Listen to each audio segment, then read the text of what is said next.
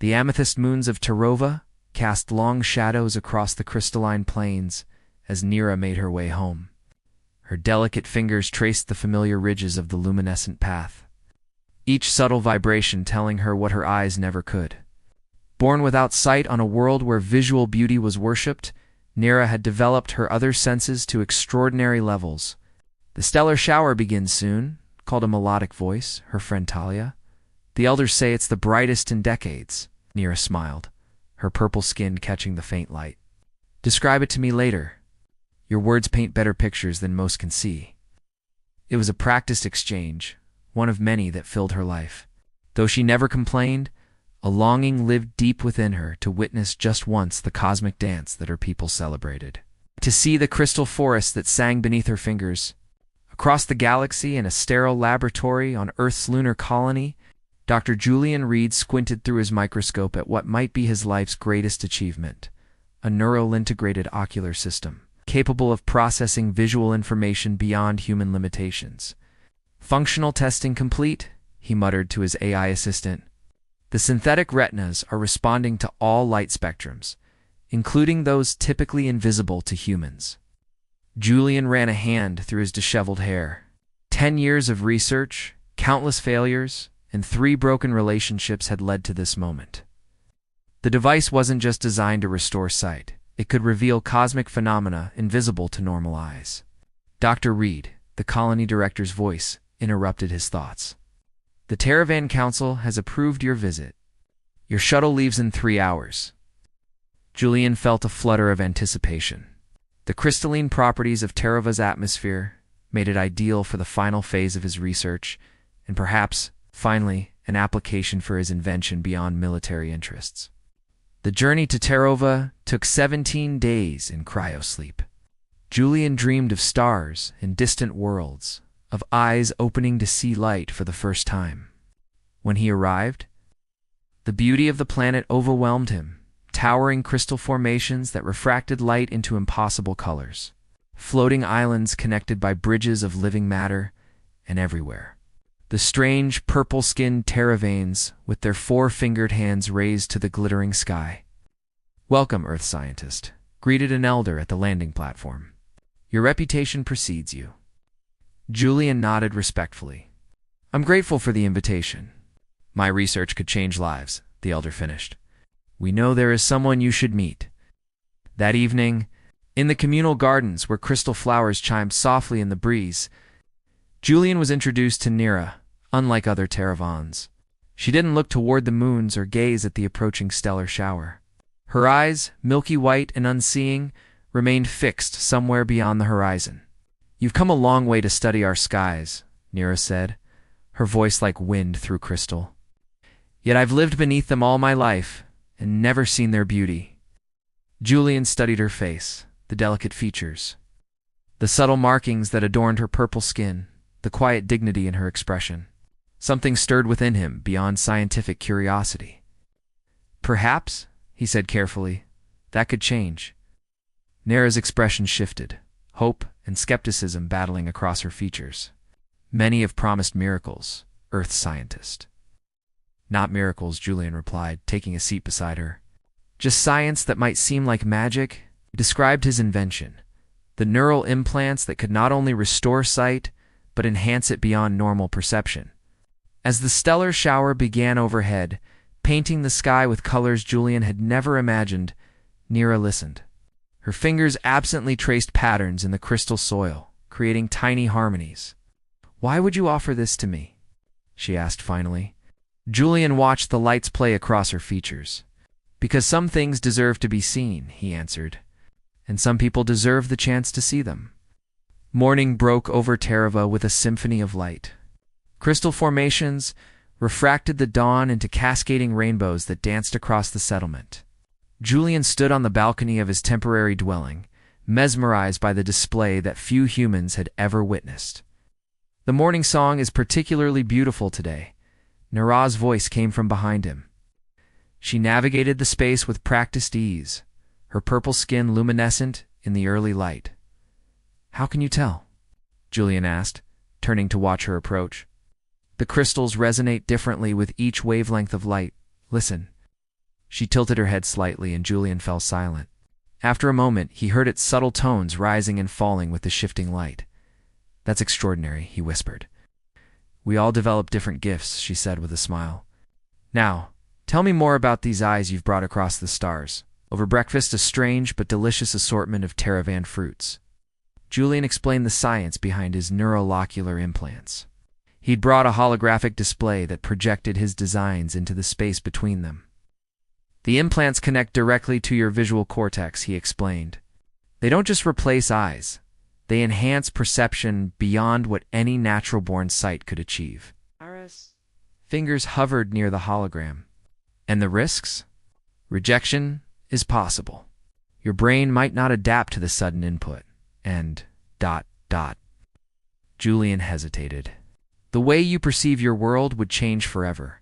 Some find that ... disorienting." Nira nodded thoughtfully. "When I was young, I asked my mother what stars looked like. She said they were like the feeling you get when you realize you're not alone in the universe, a tiny points of connection across vast emptiness." She smiled. I'd like to see if she was right. The procedure required approval from the Teravan Council. Julian presented his research, answered their questions, and assured them that the procedure could be reversed if necessary. Nira spoke last, her quiet determination swaying any lingering doubts. "This is not just about seeing," she told the council. "It's about understanding. Our people have always looked to the stars for guidance. Perhaps it's time the stars looked back through new eyes." Preparation took 3 days. Julian worked with Teravan healers to adapt his technology to Nira's physiology. They discovered that her visual cortex, though dormant, was fully formed, as if waiting for this moment. The night before the procedure, Julian found Nira in the crystal gardens, her fingers trailing over flowering structures that hummed with gentle vibrations. "Are you nervous?" he asked, sitting beside her. "Terrified," she admitted with a soft laugh, "but not of the procedure." "What then?" She turned toward his voice. "What if the world isn't as beautiful as I've imagined? What if the stars are just lights?" Julian considered this. "I've seen wonders across 12 planets," he said finally, "but nothing compares to how Terava looks at dawn. And even if it did, even if the universe were somehow disappointing, would knowing be worse than wondering?" Nira reached out, finding his hand with surprising accuracy. Her touch sent an unexpected warmth through him. "Is that why you make these journeys, Julian? To know rather than wonder?" "I started that way," he admitted. "Now I think I travel to keep wondering." They sat in comfortable silence as Terava's moons rose. Something was changing between them, a connection forming that transcended their different worlds. The procedure took place at first light. Julian worked with steady hands despite having slept little. The Teravan healing chamber amplified his technology in ways he hadn't anticipated, the crystalline energy of the planet itself seeming to assist the neural connections. "The implants are accepting integration," he told the attending healers. "Her brain patterns are stabilizing." When it was done, they placed a protective covering over Nira's eyes. "We'll remove this tomorrow," Julian explained. "Your brain needs time to process the new connections." That night, he sat beside her recovery pod, monitoring her vital signs. The data showed promising neural activity, but anxiety gnawed at him. What if he'd failed? What if this miraculous woman had trusted him only to be disappointed? "I can hear you worrying," Nira murmured, half-dash asleep. Julian smiled despite himself. "That's not scientifically possible. Science isn't everything, Earthman." Her hand found his in the darkness. "But what you've given me might be." The moment arrived with the twin moons of Terava at their apex, casting an ethereal glow across the healing chamber. Julian stood nervous but resolute as the Teravan healers completed their final preparations. Nira sat upright on the crystal platform, the protective covering still over her newly implanted eyes. "Are you ready?" Julian asked, his voice barely above a whisper. Nira nodded, her purple hands clasped tightly in her lap. "I've been ready my entire life." With gentle movements, Julian removed the covering. "Keep your eyes closed for a moment," he instructed. "When you open them, the input will be Intense. The chamber fell silent. Even the usually melodic crystals seemed to hold their harmonies in anticipation.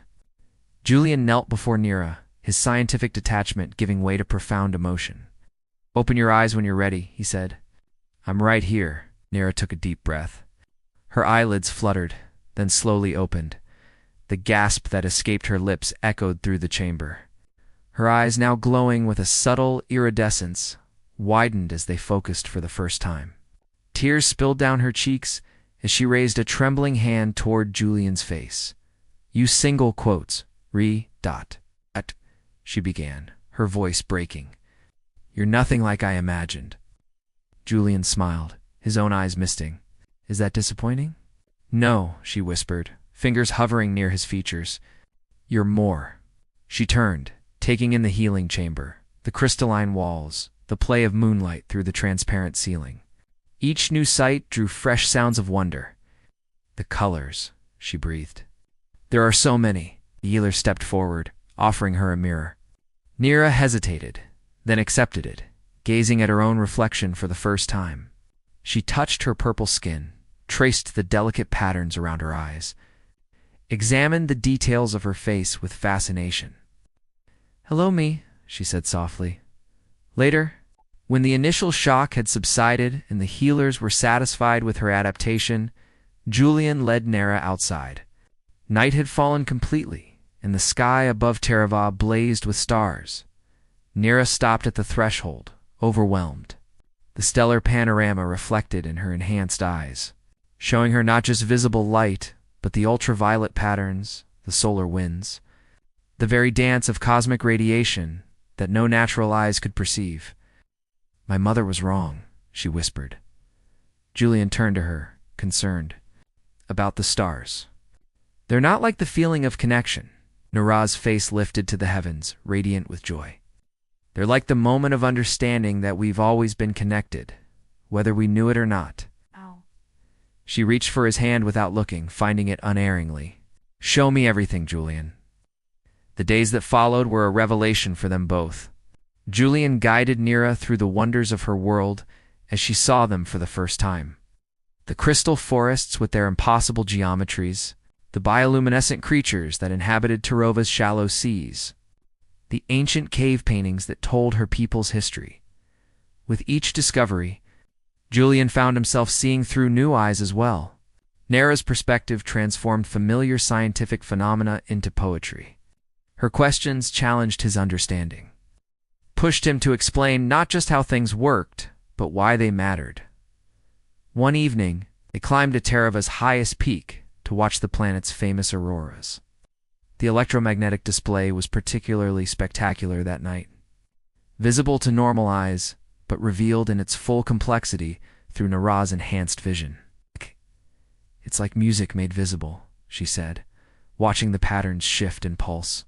"Do you see it that way?" Julian shook his head.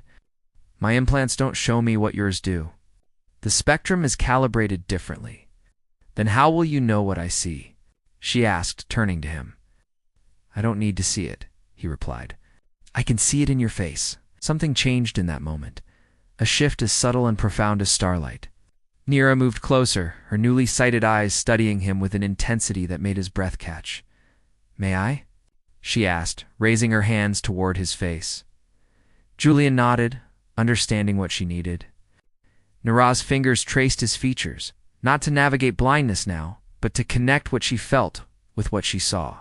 The touch sent electricity through him, awakening feelings he had long subordinated to science.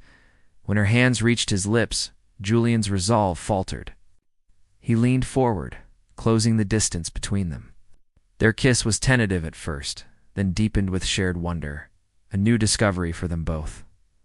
Above them, the aurora painted the sky with impossible colors, bearing witness to a connection bridging worlds, science, and hearts.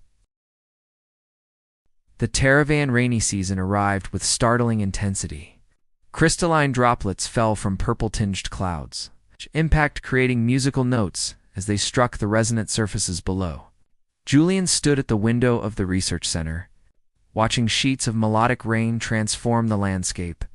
Behind him, Nira was examining cellular samples through a microscope, an instrument she had mastered with remarkable speed since gaining her sight. Her purple fingers adjusted the controls with precision as she studied the crystalline structures that made Teravan biology so unique.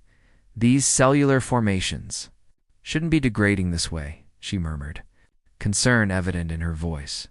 The rain patterns have changed. Julian moved to join her, peering at the sample. You're right. The molecular cohesion is breaking down. He glanced up at her, admiring how quickly she'd adapted to scientific methodology. How did you notice this? I've been studying samples from the eastern crystal forests for weeks, she explained.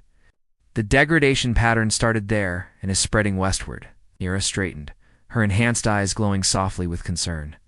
Something is changing in our ecosystem. Their relationship had evolved over the past weeks, intellectual partnership blossoming into deep affection. Yet tensions lingered beneath the surface. The Teravan Council had grown concerned about Julian's extended stay and his increasing influence on Nira. Some whispered that her new vision had made her too human in her thinking. That evening, they attended a traditional Teravan ceremony, celebrating the mid-season rains.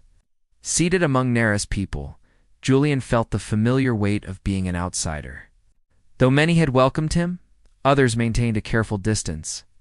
The Earth scientist has given Nira sight, but taken away her Teravan spirit. Julian overheard an elder whisper to another. She speaks of cellular structures instead of ancestral harmonies. Nira, with her enhanced hearing, caught the comment too.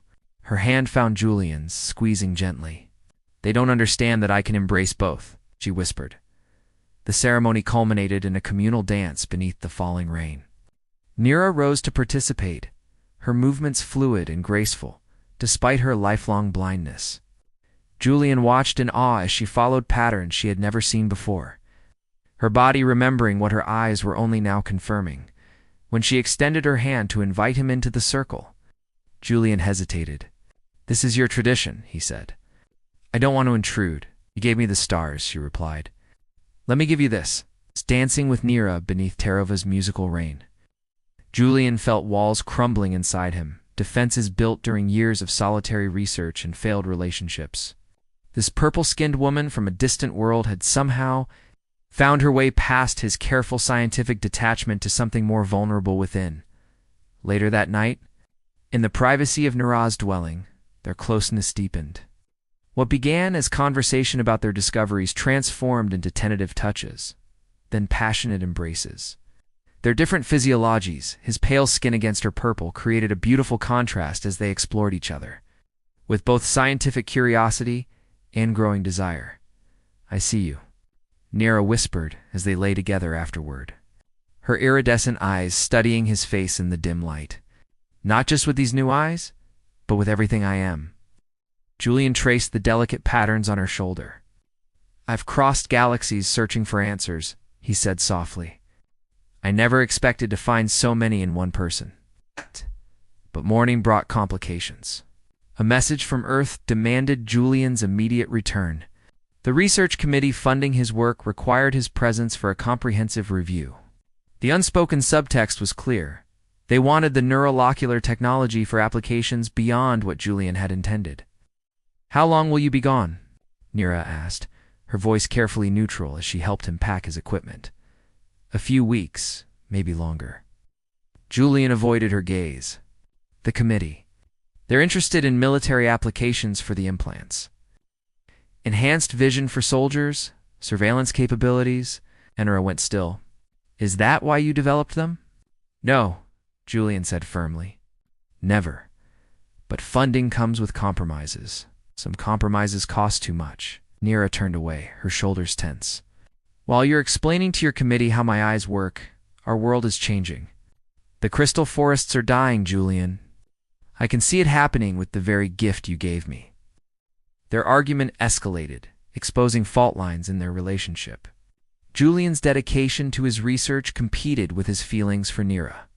Her loyalty to her world clashed with her love for him. When they parted, too many things remained unsaid. Julian's shuttle departed the next morning.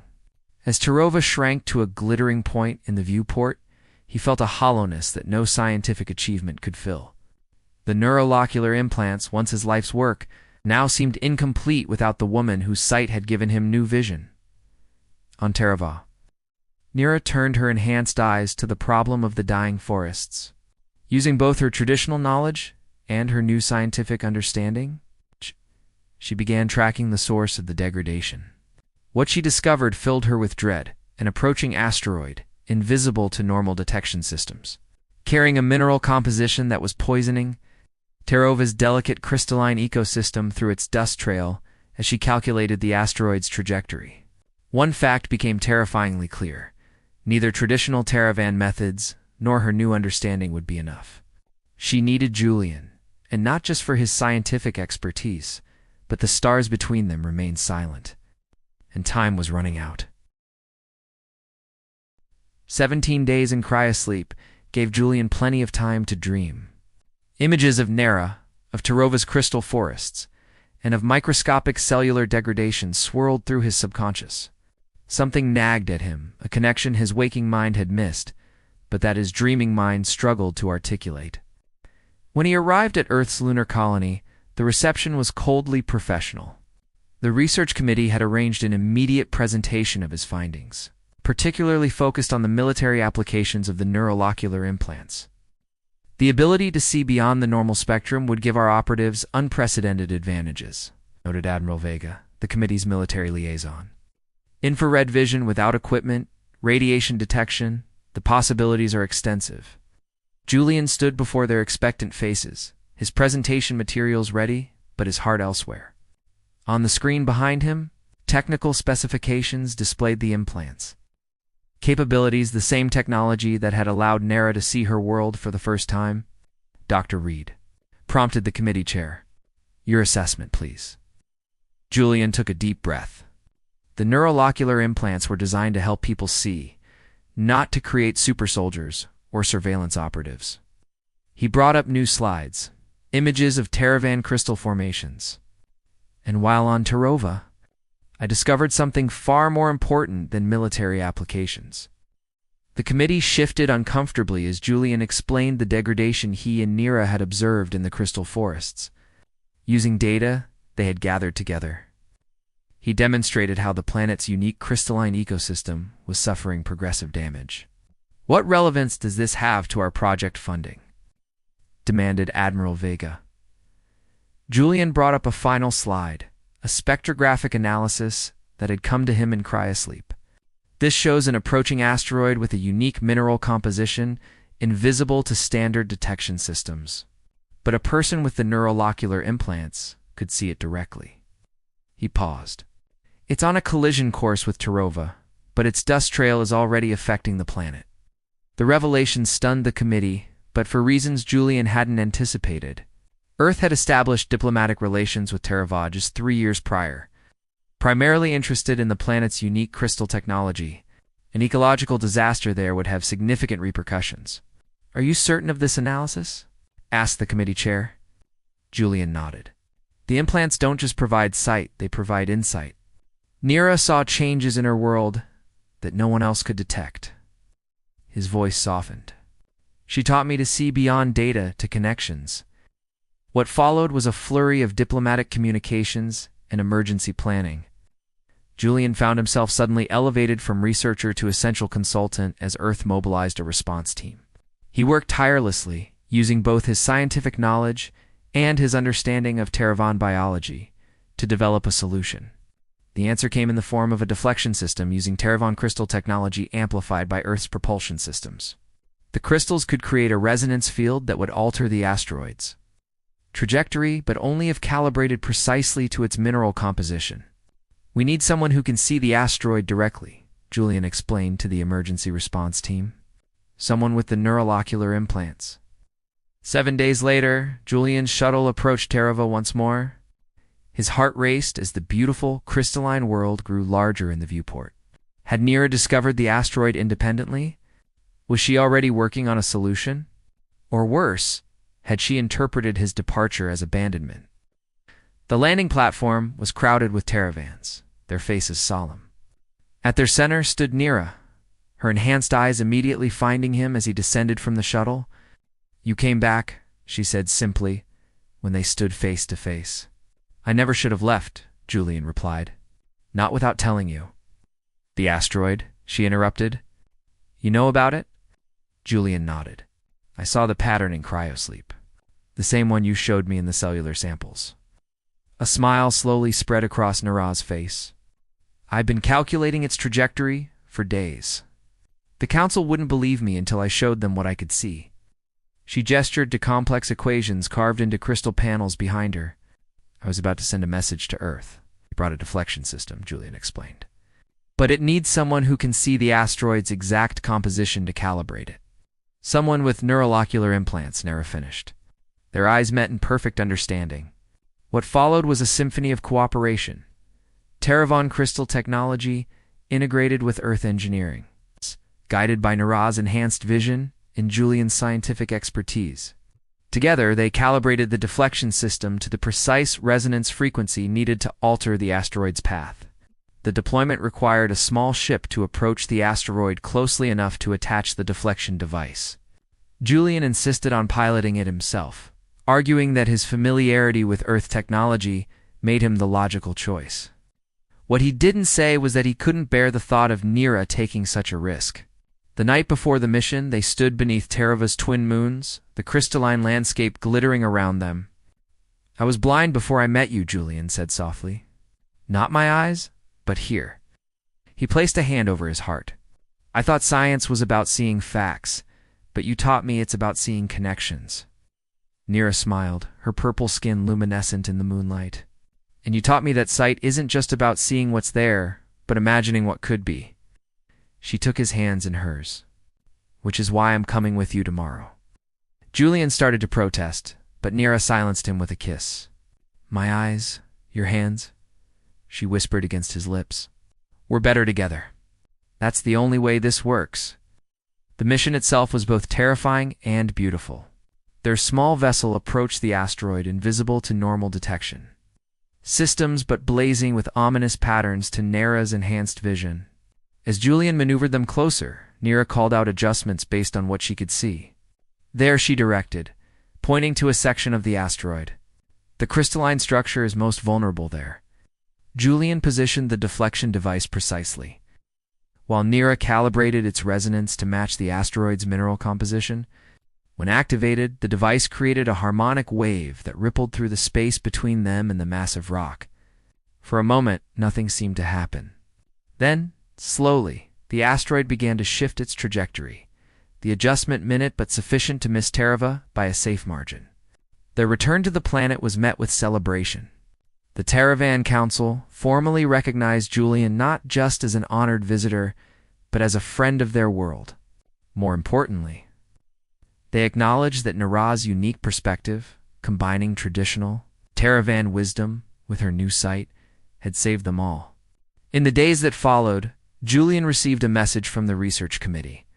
They had reconsidered the military applications of the neurolocular implants, impressed instead by their potential for scientific discovery and environmental protection.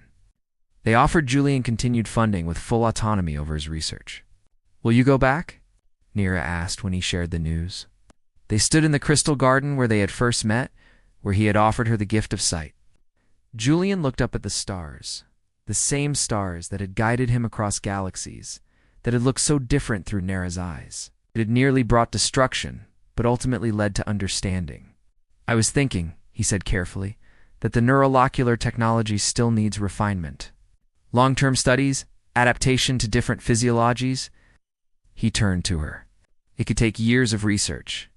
Here, on Terova," Jaya's eyes. Those remarkable eyes that now saw wavelengths beyond human perception, filled with emotion. "And after that research is complete," Julian smiled, taking her purple hands in his. "By then, I suspect we'll have found new questions to explore." Together, above them, the stars of two worlds twinkled in the vastness of space, no longer separated by darkness, but connected by the light of understanding and the vision of two hearts that had learned to see beyond boundaries.